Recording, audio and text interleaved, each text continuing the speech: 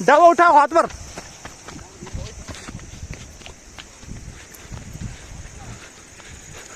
तो ये अभी यहाँ पे हमने बाघ देखा है और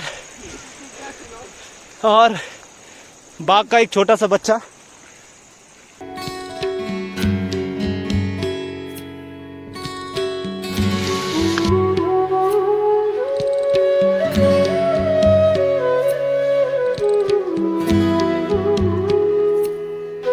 तो हेलो तो दोस्तों, गुड मॉर्निंग। सुबह के 10 बज चुके हैं और मैं हूं अभी अंशु के साथ। अंशु हाई कर, हाई। तो ये है अंशु का हाई और नई सुबह के साथ नए व्लॉग की भी शुरुआत करते हैं। फिलहाल मैं हूं अभी अंशु के साथ और सुबह के 10 बज चुके हैं। तो ये है मेरा सुंदर सा गाँव श्यालगी, जो कि उत्तराखंड के टिहरी गढ़वाल क्षेत्र में पड़ता है। मौसम साफ है, जैसे कि आजकल सर्दी का सीजन आ गया है लगभग। तो आजकल के जो दोपहर का समय होता है, धूप इतने कड़ाके की लगती नहीं है, क्योंकि हवा भी चलती रहती है कंटिन्यू। और स्टिल लोग अभी भी पहाड़ों के, जब तक गेहूं की बुआई पूरी नहीं होती है तब तक खेतों में ही आपको नजर आएंगे महिला जन यहाँ की गोबर ले जाते हुए और पुरुष जन यहाँ के हल लगाते हुए। हमने ये वाला सेरा लगभग अपना कंप्लीट कर दिया है। 2-4 खेत बचे हुए, वो भी मेरे ख्याल से नेक्स्ट संडे तक हम कंप्लीट कर देंगे। फिलहाल कुछ ऐसा व्यू है यहाँ का और अंशु का व्यू कुछ ऐसा है। तो अंशु बोल हाई, हाई बोल। तो फिलहाल अभी मैं अंशु के घर से ऊपर आ गया हूँ और यहाँ पहाड़ों में क्या होता है ना कि गर्मियों के टाइम पे लकड़ियाँ इकट्ठा कर देते हैं ताकि सर्दियों के टाइम वो यूज में आ सके। तो जहाँ बहुत सारी लकड़ियों का भंडार होता है, यानी स्टोर रखी जाती है, उसे कहते हैं यहाँ के लिए कटकल पहाड़ों में। तो ये हमारी कटकल है। कटकल यानी जहाँ बहुत सारी लकड़ियाँ रखी हुई है। इतनी सारी लकड़ियाँ हैं, इन्हें जैसे लेके आते हैं और ये हमारा पूरा लकड़ियों का स्टोर है, यहाँ रख देते हैं। और सर्दियों के टाइम पे यूज़ आती है, क्योंकि सर्दियों के टाइम पे पहाड़ों में आग सेकना बहुत ज़्यादा ज़रूरी है। वैसे तो एनी टाइम आग ही सेकते हैं, बट सर्दियों में कुछ ज़्यादा ही है, इसलिए ये जितनी ये कटकल है ये हमारी है। वैसे लकड़ियाँ काफ़ी ज़्यादा सूख रही, तो इन्हें धूप में सुखाने की इतनी ज़रूरत है नहीं। यहाँ से सीधे लेके चलते हैं घर पर और घर पर रख देंगे। तो आज है मेरे दोस्तों इगास बग्वाल, जो कि उत्तराखंड में मनाई जाती है और इसे छोटी दीपावली भी कहते हैं।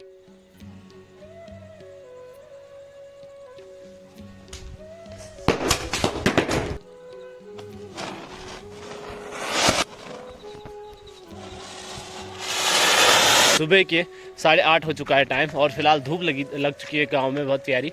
ये मेरा सुंदर सा गांव श्यालगी, जो कि उत्तराखंड के टिहरी गढ़वाल क्षेत्र में पड़ता है। अभी मैं हूं बैल के साथ, यानी मैं जा रहा हूं खेतों में।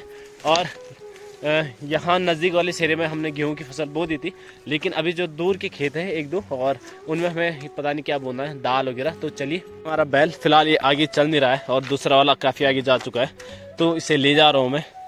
चल।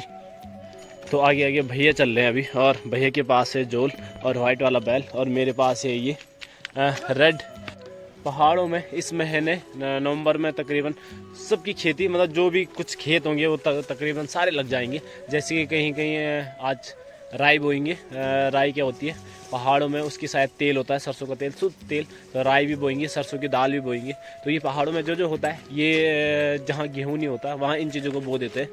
तो जो बैल मेरे पास था वो अभी शिफ्ट हो चुका है पापा के पास, क्योंकि पापा आए थे लेने ना जो तेरे। तो दोस्तों हम फाइनली खेत में पहुंच चुके हैं। यहाँ है हमारे 3 खेत, इनमें से हम 2 खेत लगाएंगे, शायद एक छोड़ देंगे क्योंकि उतना ज़्यादा यहाँ होता है नहीं। और पापा ने बैलों को जोत दिया है अभी।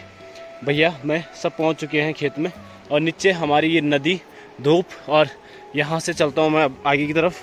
तो फिलहाल तो दोस्तों नाश्ता मैंने किया नहीं था, और जिसकी वजह से मैं अमरूद खा रहा हूँ। अमरूद पर गुजारा करना पड़ रहा है। बहुत ज़्यादा मीठे हो रहे हैं पहाड़ों के और एकदम प्योर। तो ये होते हैं हमारे ऊपर वाले मकान पे, वहाँ से लेकर आए थे बहुत सारे, जो कि पहाड़ी हैं और बहुत ही मीठे और बहुत ही ज़्यादा स्वादिष्ट हैं। मुझे अभी भी याद है जब मैं छोटा था, लगभग 7 या 8 साल का, तो उस टाइम पे हम यहाँ रोपनी लगाते थे। पहाड़ों में रोपाई होती थी। यहाँ 3 खेत थे हमारे, और कुछ यहाँ बहुत सारे खेत हैं जो कि अभी बंजर पड़ चुके हैं। आपको झाड़ियों से दिखाई नहीं देगा, ऐसा लगेगा जैसे जंगल है, लेकिन ये छोड़ दिया लोगों ने। रीज़न ये था कि पहले यहाँ से पानी आता था। ये जो है ये नहर है, अभी झाड़ियाँ यहाँ पे जमी हुई है, लेकिन ये नहर है। यहाँ से पानी आता था, हमारा गांव का जो सेरा है वही नहर यहाँ डायरेक्ट कनेक्ट थी। लेकिन जब से यहाँ सड़क आई तो इसका कनेक्शन कट हो गया, यानी जो नहर थी वो टूट गई, क्षतिग्रस्त हो गई और ना फिर कभी बनी। तो यहाँ पे अब रोपाई होती नहीं है। अब यहाँ हम बिना रोपाई वाली फसल जो होती है यहाँ, कोदा, झंगोरा, साटी वगैरह या फिर दाल वगैरह, ये बो देते हैं। तो सड़कों की वजह से कुछ फ़ायदा तो हुआ है लेकिन कुछ नुकसान भी हुआ है। 11 बज चुके हैं और अभी भी हम खेत में हैं। तो दूसरा खेत हमारा लगभग कंप्लीट लगने वाला है, लास्ट बचा हुआ है ये तीसरा। और पापा भी लगा रहे हैं, अभी तक भैया लगा रहे थे, मैं यहाँ पे बैठा हूँ आराम फरमा रहा हूँ क्योंकि मैंने अभी तक नाश्ता नहीं किया तो इतनी एनर्जी है नहीं और ना मुझे ये हल लगाने देते हैं क्योंकि बहुत ज़्यादा हार्ड वर्क है ये वाले खेत। तो इनमें बहुत ज़्यादा ताकत लगानी पड़ रही है हमें भी और बैलों को भी। बैलों को तो हमसे 2 गुना 3 गुना ज़्यादा ताकत लगानी पड़ रही है। तो इतनी ज़्यादा दिक्कत हो रही है हल लगाने में। बैल चल नहीं पा रहे हैं क्योंकि बहुत ज़्यादा हार्ड है। पापा को बहुत ज़्यादा मेहनत करनी पड़ रही है क्योंकि बैल सही से चल नहीं रहे हैं। और जो ये हल है कहीं कहीं छूट रहा है, कहीं कहीं वो कर रहा है। इसमें ना बैलों की कमी है ना हमारी कमी है, लेकिन इसलिए खेत में लगाने हैं। और बैठा हूँ यहाँ पे दर्शक, मैं उन्हें अपने अनुभव साझा कर सकता हूँ जो कि मुझे है नहीं।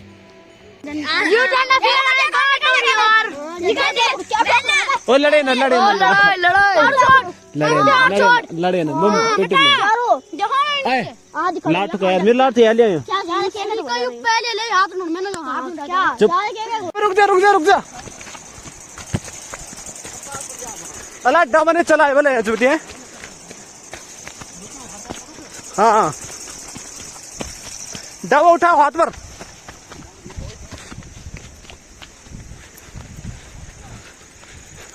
तो ये अभी यहाँ पे हमने बाघ देखा है और बाघ का एक छोटा सा बच्चा झाड़ी पर नोनियन उजाओ करो जाओ।